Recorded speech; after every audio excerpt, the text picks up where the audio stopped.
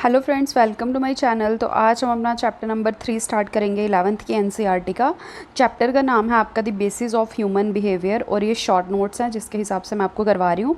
और चैप्टर 1 और 2 के लिए आप प्रीवियस लेक्चर देख सकते हो और इसके नोट्स के लिए आप टेलीग्राम लिंक को ज्वाइन कर सकते हो। पहले वाली पीडीएफ भी आपको वहाँ पे अवेलेबल रहेंगी और जो एमसीक्यू थे उसकी पीडीएफ भी आपके टेलीग्राम ग्रुप में अवेलेबल रहेगी।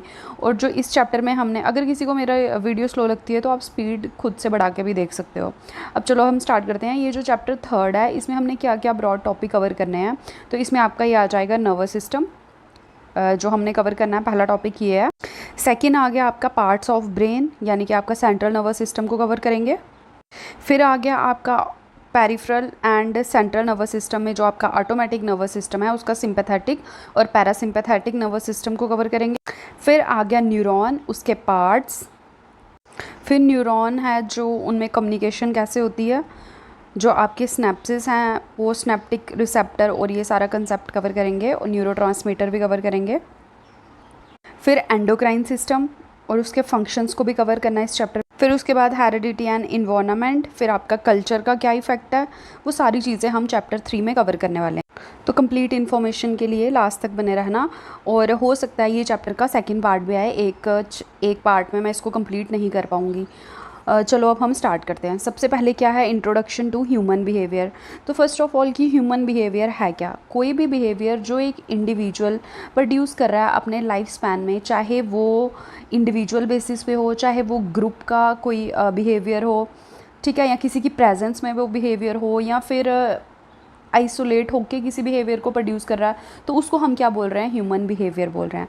अब जो आपका ह्यूमन बिहेवियर है वो आपका कोवर्ट भी होता है और ओवर्ट भी होता है। कोवर्ट यानी कि जो हम जिसको डायरेक्टली ऑब्जर्व नहीं कर सकते, ओवर्ट बिहेवियर आ गया जिनको हम डायरेक्टली ऑब्जर्व कर सकते हैं। जैसे कि कोई चिल्ला रहा है, कोई एग्रेशन शो कर रहा है तो हम डायरेक्टली ऑब्जर्व कर रहे हैं, ठीक है। बट अगर कोई जेलस है तो हम उसको डायरेक्टली ऑब्जर्व नहीं कर सकते हैं। तो ये आ गया आपका क्या, कोवर्ट और ओवर्ट बिहेवियर। दूसरी चीज़ आ गई आपकी voluntary and involuntary behaviour. Voluntary behaviour आ गया जो आप इंटेंशनली परफॉर्म करते हो, और इनवॉलेंट्री आ गया जैसे आपके रिफ्लेक्सेस, ठीक है, जो आप जो आप खुद से परफॉर्म नहीं कर रहे हो बट वो चीज़ें चल रही हैं। तीसरी चीज़ आ गई आपकी कॉन्शियस एंड अनकॉन्शियस बिहेवियर। तो ऐसे ही बहुत टाइप के बिहेवियर हैं जो एक इंडिविजुअल अपने लाइफ स्पैन में क्या करता है, प्रोड्यूस करता है। तो ये जो हमारे बिहेवियर हैं इनको कौन इन्फ्लुएंस करता है, किस वजह से ये बिहेवियर हम परफॉर्म करते हैं। तो इनको इन्फ्लुएंस करने के पीछे आपके बायोलॉजिकल फैक्टर होते हैं, साइकोलॉजिकल फैक्टर होते हैं और इन्वायरमेंटल फैक्टर होते हैं। अब जो आपके बायोलॉजिकल फैक्टर हैं वो फैक्टर जैसे कि आपके जीन्स, आपके हार्मोन्स, आपके न्यूरोट्रांसमीटर, ब्रेन का स्ट्रक्चर, बॉडी का स्ट्रक्चर, ये सारे आपके बायोलॉजिकल फैक्टर आ गए जो एक इंडिविजुअल के बिहेवियर को इन्फ्लुएंस करते हैं। साइकोलॉजिकल फैक्टर आ गया आपकी कॉग्निशन, आपकी मेमोरी, आपके परसेप्शन का स्टाइल, आपकी अटेंशन का स्टाइल, मतलब कितनी देर तक आप किसी चीज़ के लिए अटेंटिव रह सकते हो।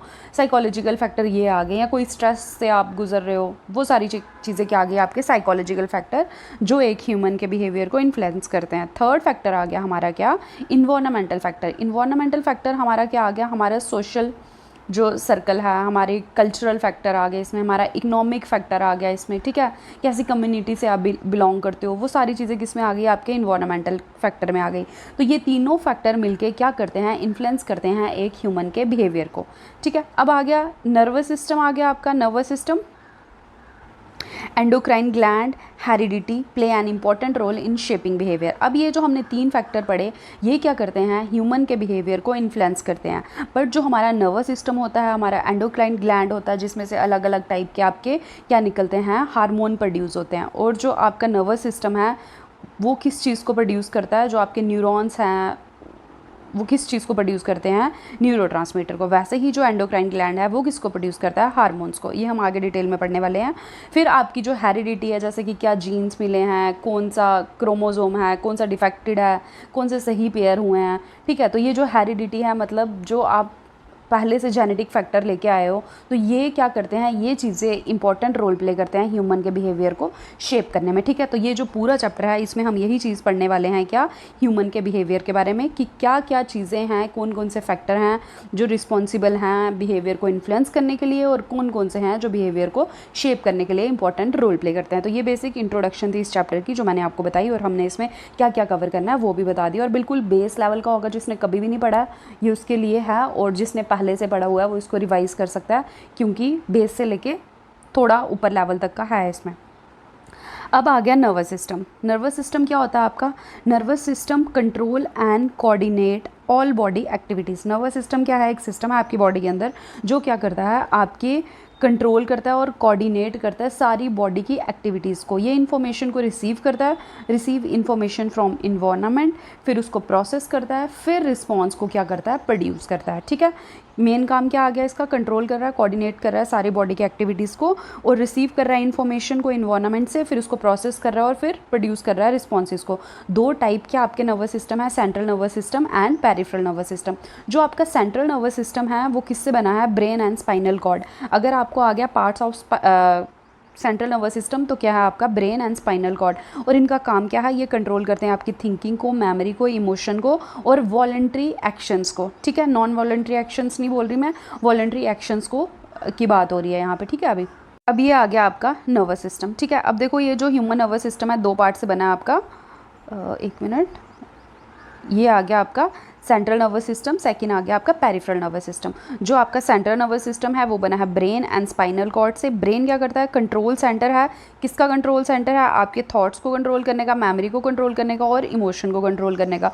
और स्पाइनल कॉर्ड क्या है, कनेक्ट करती है ब्रेन को to the rest of the body and control reflexes. ये क्या कर रही है, आपके ब्रेन को बाकी बॉडी पार्ट्स के साथ कनेक्ट कर रही है, और क्या कर रही है, जितने भी रिफ्लेक्सेस हैं उनको कंट्रोल करने का काम करती है। कौन, स्पाइनल कॉर्ड। अब दूसरा आ गया जो हमारा पेरिफेरल नर्वस सिस्टम, ये है दो पार्ट से बना हुआ आपका, सोमैटिक एंड ऑटोमेटिक। जो आपका सोमैटिक नर्वस सिस्टम है ये क्या करता है, कंट्रोल करता है आपके वॉलेंट्री मूवमेंट्स को, यानी कि जो आपके स्केलेटन मसल्स के मूवमेंट हैं। ठीक है, तो ये जो आप खुद से परफॉर्म कर रहे हो, जैसे हिला रहे हो, कोई बाजू हिला रहे हो, टांग हिला रहे हो, तो ये क्या करता है, सेंसरी और मोटर इन्फॉर्मेशन को कैरी करता है। कौन, आपका सोमैटिक नर्वस सिस्टम। बट जो ऑटोमेटिक नर्वस सिस्टम है, देखो इसके नाम से ही पता चल रहा है, जब ऑटोमेटिक आ रहा है तो मतलब ऑटोमेटिकली चीज़ें हो रही हैं। तो जो कंट्रोल किसको कर रहा है, ये इनवॉलेंट्री बॉडीली फंक्शंस को, तो जो खुद से चीज़ें परफॉर्म हो रही हैं ये उनको कंट्रोल करता है। अब ये जो आपका ऑटोमेटिक नर्वस सिस्टम है ये भी आपका कितने पार्ट से बना हुआ है, दो पार्ट से बना हुआ है। पहला क्या आ गया आपका सोमैटिक, और दूसरा क्या आ गया, सॉरी, सिंपैथेटिक, और दूसरा आ गया पैरासिम्पैथेटिक। जो आपका सिंपैथेटिक नर्वस सिस्टम है उसको हम क्या बोलते हैं, फाइट एंड फ्लाइट रिस्पॉन्स के लिए रिस्पॉन्सिबल है, और जो पैरासिम्पैथेटिक है वो रेस्ट एंड डाइजेशन स्टेट हम बोलते हैं उसको। ठीक है, अब जो सिंपैथेटिक है, देखो एस से सिंपैथेटिक, एस से स्ट्रेस। ठीक है, याद रखना, फाइट एंड फ्लाइट मोड, और जो भी स्ट्रेस वगैरह होता है वो ये जब एक्टिव होता है तो तब मतलब स्ट्रेस वाला पार्ट एक्टिव हुआ है। ये प्रिपेयर करता है बॉडी को ताकि एक्शन हम लें, अगर स्ट्रेस आएगा तो हम एक्शन लेंगे। बट जो हमारा पैरासिम्पैथेटिक नर्वस सिस्टम है ये क्या करता है, बॉडी को काम करता है, एनर्जी को कंजर्व करता है, रेस्ट पे रखता है, डाइजेस्ट में हेल्प करता है, डाइजेशन में हेल्प करता है। ठीक है, तो ये इनके रोल आगे हम इनके रोल्स को डिटेल में पढ़ेंगे, और ये नेट के व्यू पॉइंट से भी बहुत ज़्यादा इंपॉर्टेंट है, और आपके CUET के हिसाब से बहुत इंपॉर्टेंट है, और अगर आप 11th में हो तो फिर बिल्कुल बेस है, बहुत ज़्यादा इंपॉर्टेंट है। अब जो सेंट्रल नर्वस सिस्टम है उसका पहला पार्ट हमने क्या पढ़ा, ब्रेन। तो ब्रेन क्या करता है, कंट्रोल करता है, कंट्रोल सेंटर है हमारी बॉडी का, और different parts of the brain perform specialised function related to thinking, memory, emotions, movement and survival. तो मेजर पार्ट क्या है आपके ब्रेन के, सबसे पहले आ गया आपका फोर ब्रेन। उसमें क्या क्या होता है आपका, सेरिब्रम, थैलेमस, हाइपोथैलेमस, ये सारे इंपॉर्टेंट पार्ट हैं आपके ब्रेन के। ठीक है, और हाइपोथैलेमस ये आ गया आपका, फिर आ गया मिड ब्रेन, फिर हिंड ब्रेन, फिर सेरिबेलम, मेड्यूला, पॉन्स और स्पाइनल कॉर्ड। तो ये क्या थे आपके, स्पाइनल कॉर्ड आपका किसका आ गया, सेंट्रल नर्वस सिस्टम का पार्ट आ गया। ठीक है, अब हम आ जाते हैं सबसे पहले यहाँ पे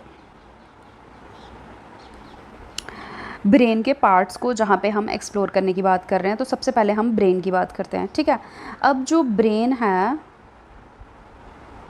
हाँ, अब जो ब्रेन है, अब इसमें क्या है, जो आपके 4 लूप्स होते हैं। ठीक है, अब पहला क्या आ गया आपका, फ्रंटल लूप, फिर आ गया आपका पेरेटल लूप, फिर आ गया ऑसिपिटल, फिर आ गया टेम्पोरल लूप। ठीक है, अब जो आपका फ्रंटल लूप है ये क्या करता है, डिसीजन मेकिंग में हेल्प करता है, प्लानिंग में हेल्प करता है, मूवमेंट में हेल्प करता है। जितने भी आप क्रिटिकल डिसीजंस लेते हैं, कोई प्लानिंग करते हैं, तो वो किस में आ जाती है, आपके फ्रंटल लूप का काम आ गया। दूसरा आ गया, अब ये जो फ्रंटल लूप, ये मैंने आपको 4 लूप बताई है, किस में आते हैं, हमारे कॉर्टेक्स में आता है, ये कॉर्टेक्स के पार्ट है। ठीक है आपके। दूसरा आ गया आपका पैरेटल लूप, तो पैरेटल लूप किसके लिए है, जो भी आप सेंसेशन फील करते हो, स्पेशियल अवेयरनेस है, इंटीग्रेशन वाली चीज़ें परफॉर्म करते हो, रीजनिंग वाली चीज़ें करते हो, तो वो किस में आ गई, आपकी पैरेटल लूप में आ गई।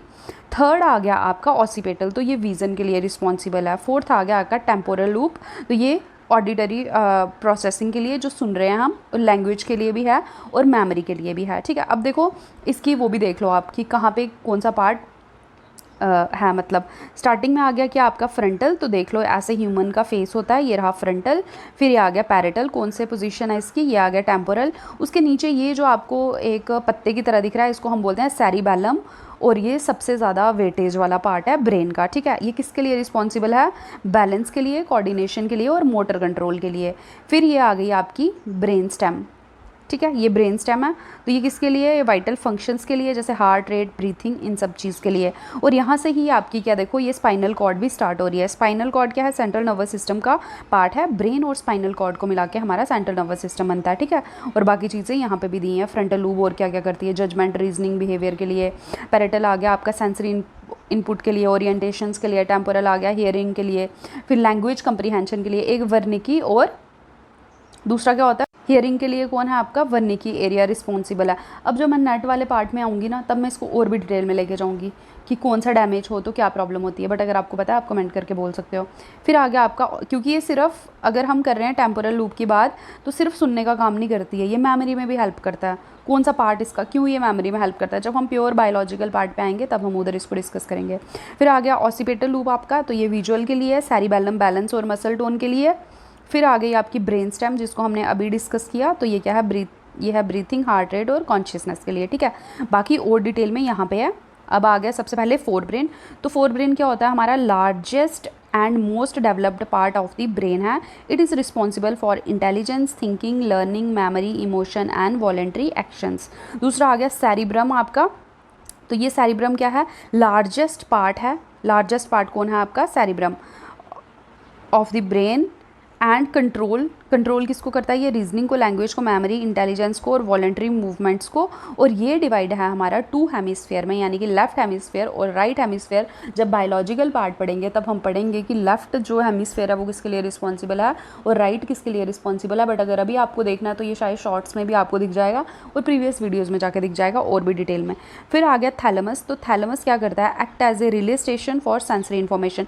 रिले स्टेशन यानी कि एक जगह से इन्फॉर्मेशन ले रहा है और दूसरी जगह इन्फॉर्मेशन को भेज रहा है, और ये सेंड करता है सेंसरी मैसेज को अप्रोप्रिएट ब्रेन के एरिया में। जैसे जो सुनने वाला एरिया है, सुनने वाली इन्फॉर्मेशन उधर भेजेगा, देखने वाले को भेजेगा, टेस्ट वाले को भेजेगा। ठीक है, तो ये क्या है, रिले स्टेशन है सेंसरी इन्फॉर्मेशन का। फिर आ गया आपका हाइपोथैलेमस, तो जो हाइपोथैलेमस है वो क्या करता है, रेगुलेट करता है हंगर को, थर्स्ट को, body temperature, emotions, sexual behaviour. It also control the endocrine system through pituitary gland. तो इसका कनेक्शन किसके साथ है, पिट्यूटरी ग्लैंड के साथ है।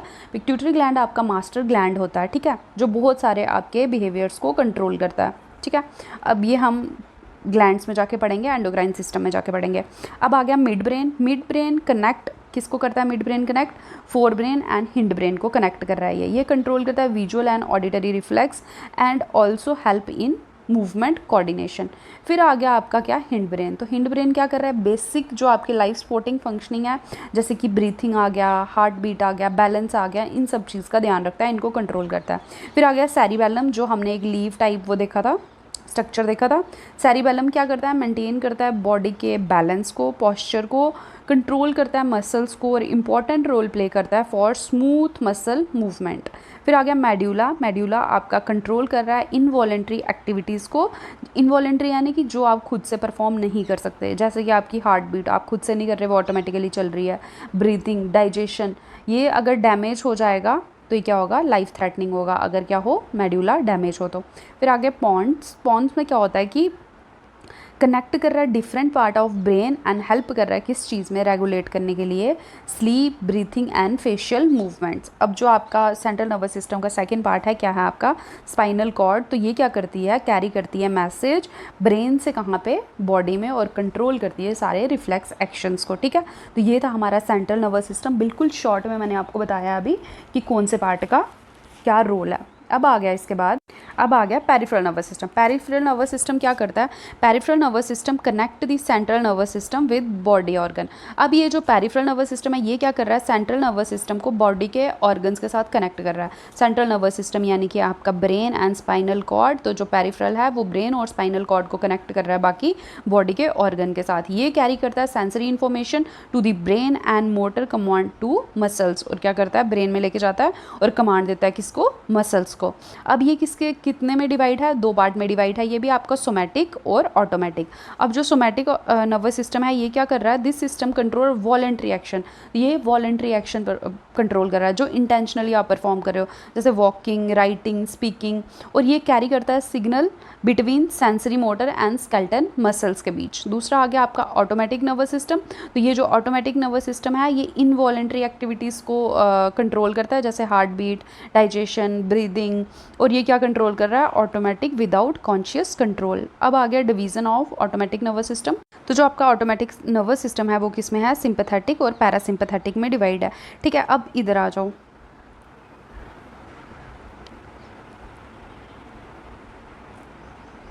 ये आ गया हमारा पैरासिम्पैथेटिक, और ये आ गया पैरासिम्पैथेटिक, ये आ गया सिंपैथेटिक। ठीक है, सिंपैथेटिक क्या था, मैंने बताया था फाइट एंड फ्लाइट मोड है और स्ट्रेस के टाइम एक्टिव होता है। तो इसका क्या रोल है, इस टाइम क्या क्या फंक्शंस परफॉर्म होते हैं, देखो इधर आ गया। फाइट एंड फ्लाइट मोड बोलते हैं इसको, प्यूपिल डायलेट होता है ज़्यादा फोकस के लिए, हार्ट रेट इंक्रीज़ होता है, ईयरवे डायलेट यानी कि ज़्यादा ऑक्सीजन के लिए, डाइजेशन इनहिबिट हो जाती है ताकि एनर्जी कंजर्व रहे, ग्लूकोज रिलीज़ होता है पावर के लिए, और एपाइनफ्रीन और नॉर एपाइनफ्रीन का सिक्रीशन होता है, यानी कि उस टाइम ये वाले हार्मोन्स आपके रिलीज़ होते हैं। कौन से, एपाइनफ्रीन और नॉरपाइनफ्रीन। करता कौन है इनको रिलीज़, आपका एडर्नल ग्लैंड। हम भाई आगे पढ़ने वाले हैं।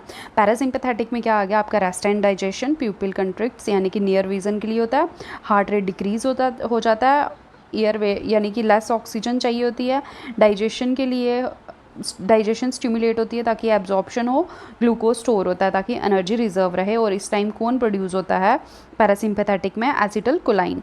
ठीक है, अब आ गया उसके बाद जो आपका नर्वस सिस्टम है ये क्या करता, सिंपैथेटिक नर्वस सिस्टम क्या करता है, it prepare the body for emergencies और स्ट्रेसफुल सिचुएशंस। तो ये क्या करता है, बॉडी को प्रिपेयर करता है इमरजेंसी के लिए और स्ट्रेसफुल सिचुएशन के लिए। इसलिए ये क्या करता है, बॉडी का हार्ट रेट इंक्रीज़ कर देता है, ब्लड प्रेशर को इंक्रीज़ कर देता है, एनर्जी को रिलीज़ कर देता है। ठीक है, और एग्जाम्पल आ गई ड्यूरिंग फेयर और danger this sympathetic system activate flight and fight response. तो जैसे ही कुछ डेंजर आता है तो क्या होता है, सिंपैथेटिक नर्वस सिस्टम फाइट और फ्लाइट मोड पे आपकी बॉडी को ले जाता है। जैसे आपको एकदम से आगे से शेर दिख गया, आप भागने की कोशिश करते हो, फाइट एंड फ्लाइट मोड पे एक्टिव कर देते हो अपनी बॉडी को। अगर आप वहाँ से नहीं भागोगे तो क्या होगा, आपकी लाइफ को खतरा हो जाएगा।